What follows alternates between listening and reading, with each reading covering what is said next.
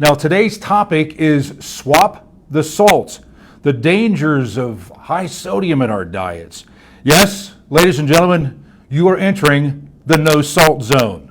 Now, if you have any questions for our doctor, I'm going to introduce here in just a second, related obviously to the subject of salt and its impact on your health, and you can submit them in the chat if you would please, and send those questions in right now. It's only 30 minutes we're going to be with you, so we want to get to as many questions as we possibly can in that 30 minutes, and we'll relay those questions to our Kettering Health expert. Yes, swap the salt. Associated problems with a diet high in sodium, and it's certainly a topic familiar with our Kettering Health expert doctor tonight. It's Dr. Surender Neravetla, a cardiothoracic surgeon for Kettering Health Network and a highly skilled surgeon for 30 years. He earned a Doctor of Medicine degree from Osmania Medical College in Hyderabad, India, and he went on to complete his residency at the Jewish Hospital and Medical Center in Brooklyn, New York. And he trained in cardiovascular surgery at the University of Cincinnati.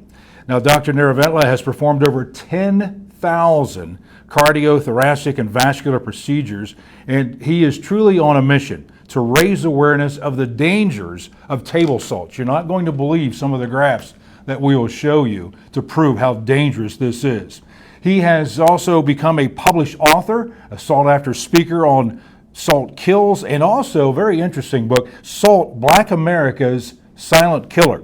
And the Consumer Research Council has placed him on the list of America's top surgeons for over 10 years now.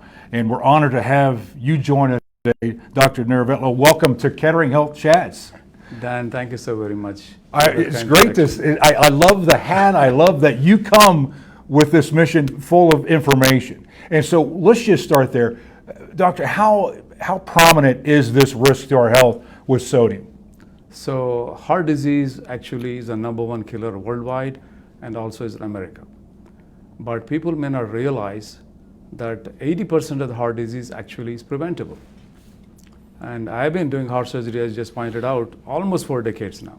So I myself didn't engage in prevention until about almost 15 years now. And I stumbled on it, literally stumbled on this problem, how much table salt contributes to heart disease. So World Health Organization published this report. Says, if you can see this, high blood pressure kills and disables more people than tobacco.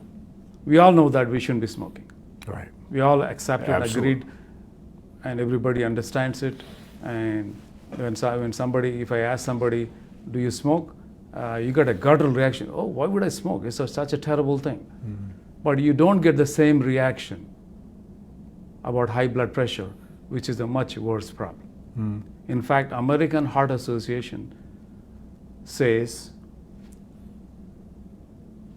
at least 50% of the heart disease comes from, and strokes too, comes from heart attacks and from our high salt diets. So let's show that graph for a moment. Yeah. So high blood pressure ranks higher than tobacco in terms of the worldwide health damage it does. Having said that, I don't want to take the eye off the smoking. If you're a smoker, smoking is the biggest problem. You need to get over that. But as a population, if you're putting salt on your food, it is even worse than smoking. So can you put up the next slide, please? Mm-hmm. So this is what American Heart Association says. By the way, American Heart Association is the world #1, the largest. It's not a big brother looking over your shoulders. It is a non-profit organization. Although it carries the name American, the membership comes from all over the world. Their singular mission is prevention of heart disease and strokes. So American Heart Association says something we as population, and certainly as doctors, must pay attention. So what does American Heart Association say? 50% heart disease can be reduced by cutting salt in our diet or reducing it. So we have 1 billion people with high blood pressure, 1 billion, capital B, of which 100 million are Americans, 100 million. And it's especially worse on Black America. And we call high blood pressure in Black America a malignant disease. Malignant meaning it's like a cancer. So it's very hard to control. Complications come very easily. It affects Black America at a much younger age. So salt has been especially hard on this particular minority. Why is that, doctor? Why is it for This- Black Americans? There's such a thing called salt sensitivity. It just so happens Black America. I wrote a whole book about that, okay? So maybe a subject for another time. But Black America is one of those groups, the most salt sensitive group in the world. But having said that, about 25% of Caucasians are also salt sensitive. And how would you know you're salt sensitive? It takes sophisticated testing. But in general, if you're somebody who ate something salty the night before, like salty Chinese food, next morning your ring is too tight and your shoes don't swell. fit, Yeah. and you put on 3-4 pounds, right there you're salt sensitive. Right. Right there you're salt sensitive. So what is the measure of salt that we should be looking at each day in America? So personally, the American Heart Association is the best benchmark to follow. And American Heart Association says stay below 1500 milligrams. Stay below 1500 milligrams. How many That's is a it? little pin. Tablespoons Like a quarter. or- It's a quarter tablespoon. Okay. People often mistake that to mean we need 1500 milligrams. No. It's a stop sign. Don't exceed that. Stay below that. American Heart Association also says there's enough sodium in our diet, regular diet, whatever you want to eat normally, to meet your sodium requirements. You don't run low sodium problem unless there's exceptional cases. An average person doesn't need to add salt to make up the sodium requirement. There are exceptions again, by and large. This is what American Heart Association says, okay? So our mission today is to explain in very simple words what exactly is high blood pressure and why should we care. And if I can get this message across, our mission today is accomplished. So what is high blood pressure and why should we care? And we heard the part about high blood pressure being bad many different ways. If you can put up the slide, how many different problems high blood pressure causes or salt causes. While this is up, we will talk about it. So here is a heart. Yes. So here is a heart. Heart is a pump. We all know heart is a pump. It pumps 24/7, all the time, 24/7. So it pumps blood into this artery, the big artery called the aorta. So every time the heart pumps, this artery has to receive the blood. Every time the heart pumps, the heart has to receive the blood. In order to do that, the heart relaxes. Every time the heart pumps, the artery relaxes. Heart pumps, relax. Pump, relax. Squeeze, relax. Squeeze, relax. It's happening constantly, all the time, 24/7. You're sleeping, eating, whatever. If you're alive, your heart is pumping, your arteries are relaxing, simultaneous with the heart pump. So this is a divine dance going on between your heart and your arteries all the time, all the time. So if you keep adding salt to your food, salt is like a sponge, retains water. And this is not the only way to explain high blood pressure, but is the simplest way to understand. As we heard in the earlier example, add salt to your food, you're retaining water, retaining water. So the kidney is in charge of adjusting it, so to speak, balancing it. But your kidney will give up at some point if you keep on adding salt. And when that happens, you start getting high blood pressure. So that's the point of salt sensitivity. If you're salt sensitive, it's going to happen earlier and more aggressively. If you're not salt sensitive, it may take later on, but you will ultimately pay the price. So what happens when you retain water and the heart is pumping harder? So you got arteries, I hope you can see this, like, they got a certain yield to that. They go up and down, up and down, up and down, okay? But after a certain point, when they are, you're pumping more and more, then the heart arteries become hard, no longer relaxed. You heard about the word hardening of the arteries. Right. This is what it is, hardening of the arteries. Then what happens once you get hardening of the arteries, your heart and your arteries lose that sync. Can you put up the slide? Dancing floor to the boxing ring. That's what I call it. So there's a divine romantic dance going like this. Every time the heart moves, the arteries relax. Every single time. But once you have developed high blood pressure, your arteries is not relaxing enough when the heart pumps. When the heart pumps, artery is not relaxing as much as it's supposed to do. Right. So now instead of a remind dance, now you got to fight. You created a battle, a fight within your body between the heart and your blood vessels. Heart wants to pump, the artery says, I cannot relax enough. So you replaced a divine romance in your system with a boxing match. You created a battle in your body between the heart and the blood vessels. This is a battle, unfortunately, there's no winners. Everybody loses. Everybody loses.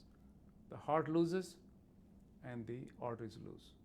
The heart loses, the artery. So how does each one lose? It seems, doctor, that it's becoming increasingly more difficult to go out to eat, to try to control your salt intake, because it seems like, at least the foods that I order, there's a lot of salt content already in there. How do we control, like when we go out dining, how do we control that salt intake? So this is the biggest challenge, because American Heart Association, again, among many other associations, have pointed this out, exactly the same problem. So 80% of the excess salt we are consuming is already added into things that we read, like restaurant food, processed food, etc. Only 20% is actually under your control. So we have a problem.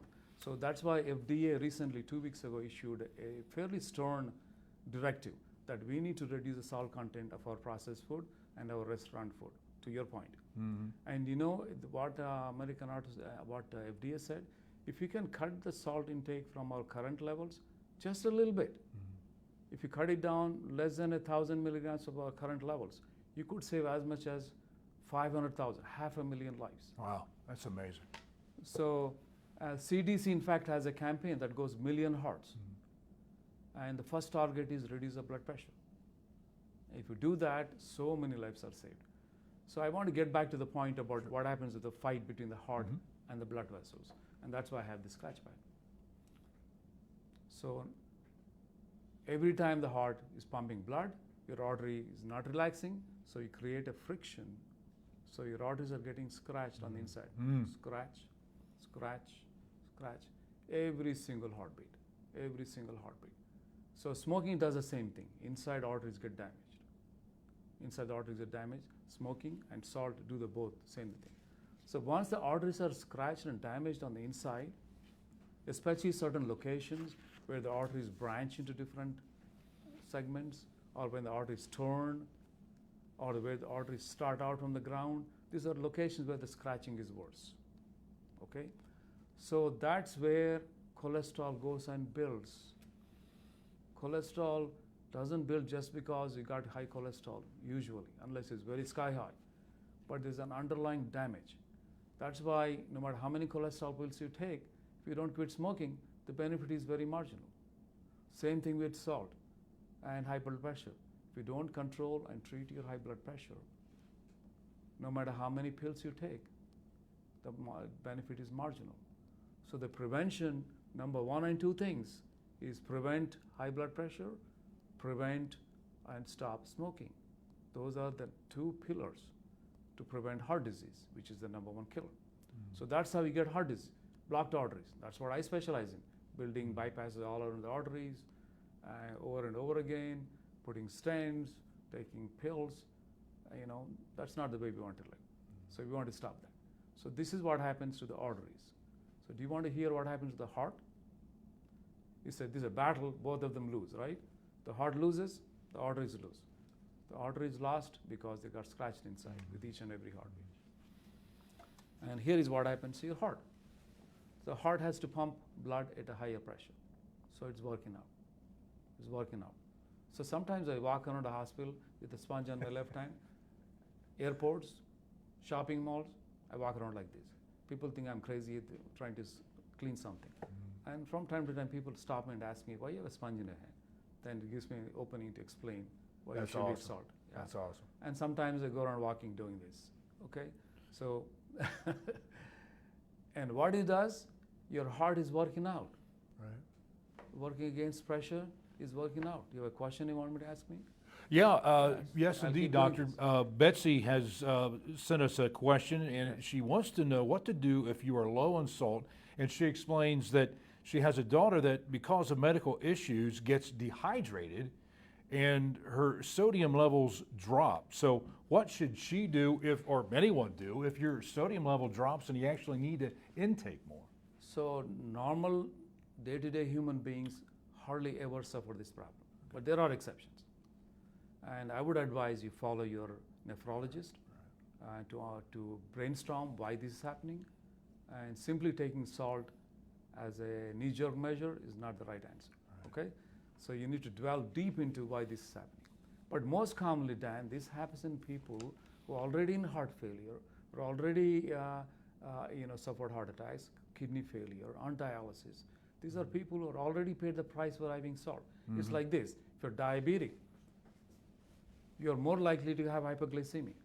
Okay, normal people hardly ever have hypoglycemia, but if you're diabetic, you're likely to have hypoglycemia. Same thing with low sodium. If you're already suffering the consequences of adding salt to your diet, your kidneys are damaged, your heart is damaged, you're likely to become low sodium. So at that point, you have to be under your doctor's care, closely monitored. So getting back to this. Working out. Working out. So what happens with that? The heart gets bigger and bigger. Bigger and bigger and bigger. Not only gets bigger, it loses its shape. It's supposed to be like a football. Ohio State football. Mm-hmm. Go So Bucks. it's a shape like this. So when it squeezes, the blood goes this way. Mm-hmm. Okay. So when the heart gets bigger and bigger, it loses its shape. It becomes more like a baseball, round and hard. And when the balls of the baseball squeeze, you lost the direction, right? That's just one way your heart is not working as well. Okay. So that's called a type of a heart failure. We call it diastolic heart failure. It's become more and more common. Actually, it's been there all this time, but we're recognizing more and more common. And I'll tell you, diastolic heart failure in advanced stages is very bad. It's worse than some cancers, in fact. So when you have diastolic heart failure, you don't have any more energy. You're like running around with 3 cylinders, okay? And advanced stages, you can barely get around in your own house. And you keep on getting readmitted over and over again. And eventually, so it's not only that you lose your life with any number of the consequences of eating salt, you are actually dying longer, so to speak. You're alive but paying the price, taking pills, going through the procedure, going in and out of hospitals. This is not how we want to spend our golden years, first of all, right? So diastolic heart failure, one of the biggest problems and the most pesky problem that affects most people who eat salt. So I have one more prop to show you what is diastolic. Please do. Always bringing out the golf club. All right. So, Dan, if you go to your favorite golf course and your the golf club owner says, well, we got a new rule in our golf club. You cannot take your club all the way back before you swing. You can only take halfway, okay? You made a new rule. I own the club, I play the rules. So how far do you think you will hit the ball if you only have half a swing? Right. Exactly, yeah. Right? So instead of taking your golf club all the way up and you're only taking this far, no matter how hard you swing it from here, the ball is not going to go as far, right? So this part is the diastole, where you backswing. That's the diastole. So if you're eating salt and your heart is working out and getting bigger, your backswing is getting smaller and smaller. Okay?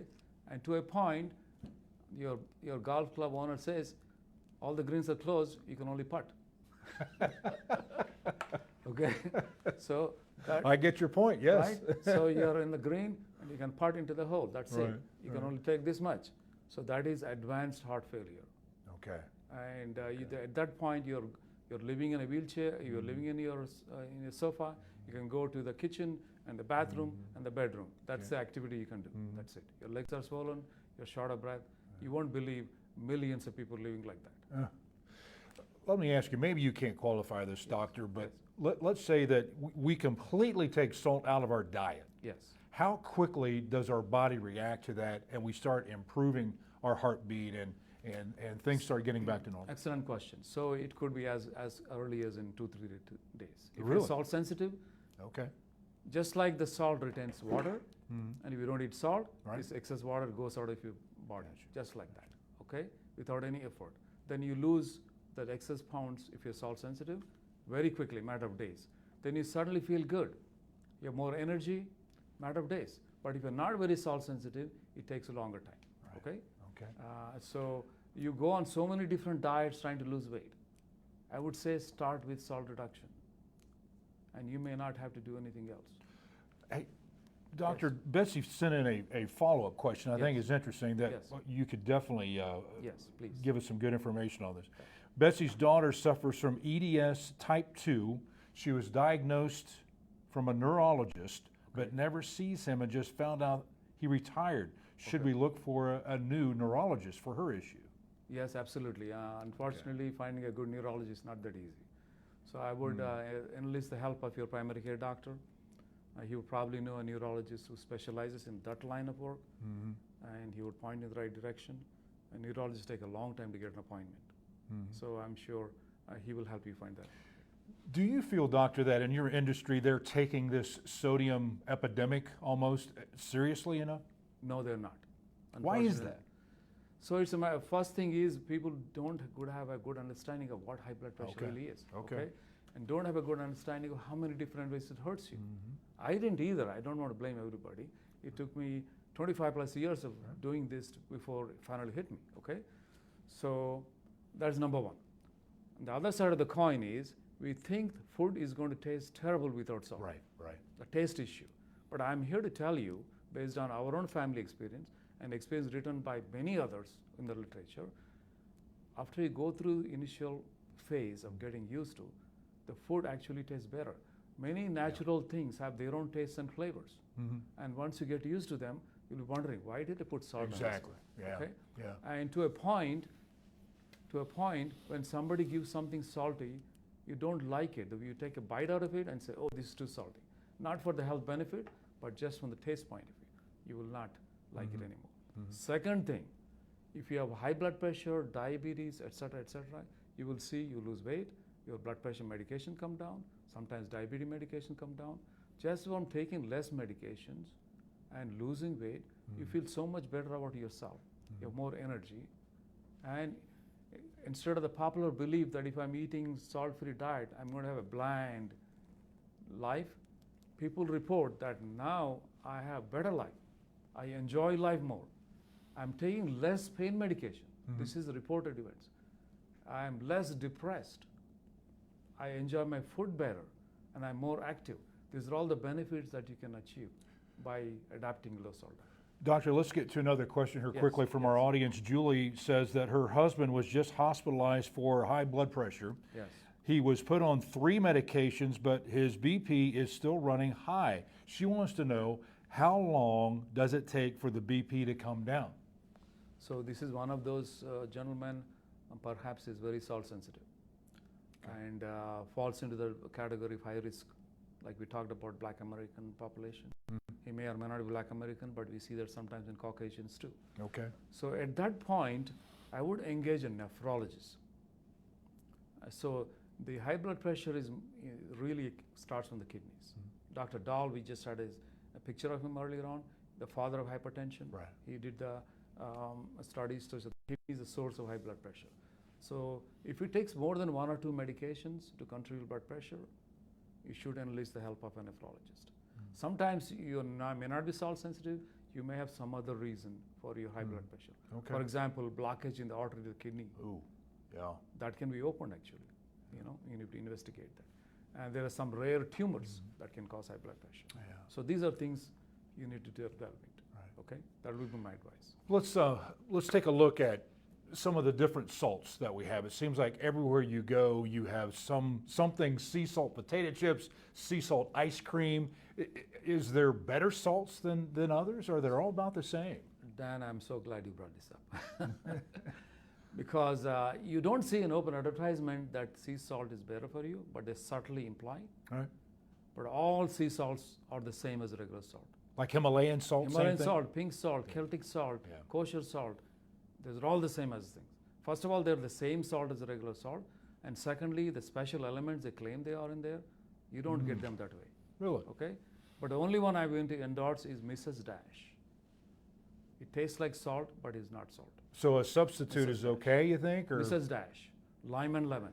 Okay. Those are things you would. Okay. Okay? Okay. So I hope your audience got that point. Well, I know that my weakness is potato chips and popcorn and things like that. But I mean, in moderation, it's okay, correct? I mean, we can have a little bit. So moderation is slippery slope. So, depends on how your salt sensitivity is. Again, American Heart Association is the gold standard. Stay under 1500 milligrams. Okay. That's your benchmark. Right. If you can stay under that, the lower the better. Okay. Okay. That's How about iodine? Is that? yes. That's the other one that comes up often. Iodine was something that was added to salt, but now our food comes all over the world. Even the things that we drink comes all over the world. So iodine deficiency is not so common. So you don't have to eat salt to make up for iodine deficiency. But if somebody diagnoses the iodine deficiency, you look for a food source that has iodine instead of eating salt. I with see. iodine.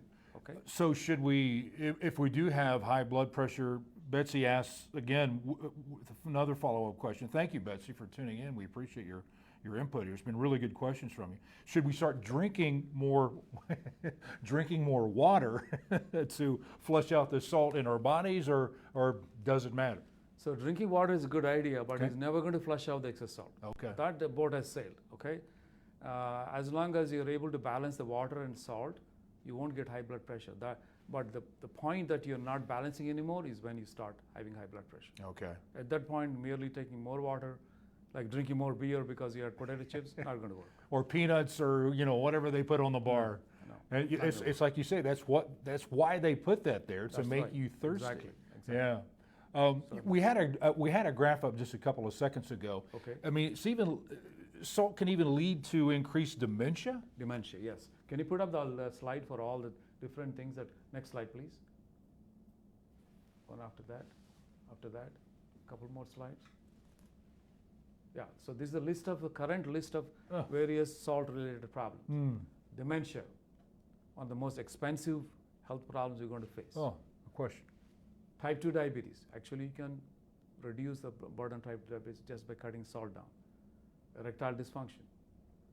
Osteoporosis. The kidney trying to get rid of the excess salt actually loses calcium. Wow. So one way to prevent osteoporosis is cut down its salt intake. And COVID mortality. Heart failure is the biggest risk factor for COVID mortality. Diabetes and heart failure. So if you cut those things off, your risk of COVID mortality goes down. So this list keeps on getting bigger and bigger. Sure. But the good news is, doctor, we can take steps, easy steps. Put away the salt. Don't use as much. Don't use any if you can. Yes. And you're going to be heart healthier, I should say. Yes. I'm glad you said it in the way you said it, because reducing salt intake, reaching a point you hardly use any salt is a lot easier proposition effort than quitting smoking. Yeah. Quitting smoking is an addiction. Some people struggle very hard. We see them all the time. Absolutely. They have already had amputations done, still cannot quit smoking. It's a serious addiction. But salt is a preference thing. Yeah. It's not an addiction. So taste first. I mean, if you have taste first, health will suffer. This is our slogan. If you put health first, understand how many different salt is hurting you, the taste will change. Yeah. Now, are there any difference in the parameters of salt intake when it comes to, we're all kind of dealing now with taking our shots for COVID and so on and so forth. Is it still the same playing field regardless if you've had a shot or not had a shot? Do we need to include that in our thinking? No. So salt reduction actually might reduce the risk of dying from COVID. You may not reduce the risk of getting COVID, but COVID mortality will go down. And for exactly the same reason, mortality from COVID is highest among Black American population because they suffer all these salt-related consequences. Let me ask you just a personal question, Doctor. Yes. When did the light bulb go off for you when you realized that, holy cow, I have got to get on a mission and to wear this cap and to have, and I'm assuming you wear that into surgery. Yes, yes. So there was a time then, actually it's a very personal question. I'm glad you asked me why I'm so passionate about this. Mm-hmm. So about 15 years ago, I had to go to India. My father actually passed away at that time. Oh. So I noticed at that time that many of my cousins and friends and colleagues at my age and younger, they're all having stents and heart attacks and on many medications. And what is noticed that none of them are smokers, and their cholesterol level is absolutely normal. They're still running heart attacks left and right. So there's some other problem. Then I started looking at it, and the problem was my friends and relatives had a high blood pressure, very high, not just a little high. Right. They don't even start looking at high blood pressure until it goes 160 or 100. I see. So this is crazy. Okay. So this is why you're getting heart attack. So when I came back to United States, I noticed this is a problem being ignored here also. Right. And that's why I wrote these books. Yeah, go ahead and show your book. You bet. So these are books written in 6th grade language, reading language. Okay. To explain in simple words. The information has been there since the 1950s. Even I didn't pay attention. Okay. So because there is a gap in understanding that. So we took it upon ourselves to write this book to simply explain in Good easy for read. you. That's awesome. Sure. One more quick question, doctor, we're going to get off of here. Shelby wants to know if your blood work shows your sodium in range, you still have high blood pressure? Could you still have? Yes, Okay. even if your sodium is in normal range, Okay. very common to have high blood pressure. Very good. That's not a good marker, I should say, for your blood pressure level. Sodium is not a good Right. Dr. Neravetla, thank you so much for being with us tonight and sharing this. We appreciate your time and expertise. And a reminder for us to swap salt. Thank you. And a call to action here for you to make ways for you to be a healthier you. I mean, the Kettering Health logo now is Be Your Best. Well, we certainly want you to be your best by going to ketteringhealth.org/health. And it's all about you to get more good information. And we want you to join us on our next live. That's going to be Thursday, December 9th, 6 p.m. And it's going to be hosted by WHIO Facebook page with Dr. Minya Arhalan, who's an oncologist. And we're going to be talking about colon cancer prevention. So until then, thank you so much. Doctor, thank you. Thank you, Dan. Thank you very much. And folks, be your best with Kettering Health. Thank you again. Thank you. We keep going through the hills and valleys life throws, and we face all the challenges we never chose. With the power inside me and with faith and with passion and a strong family at my side, I can make anything happen.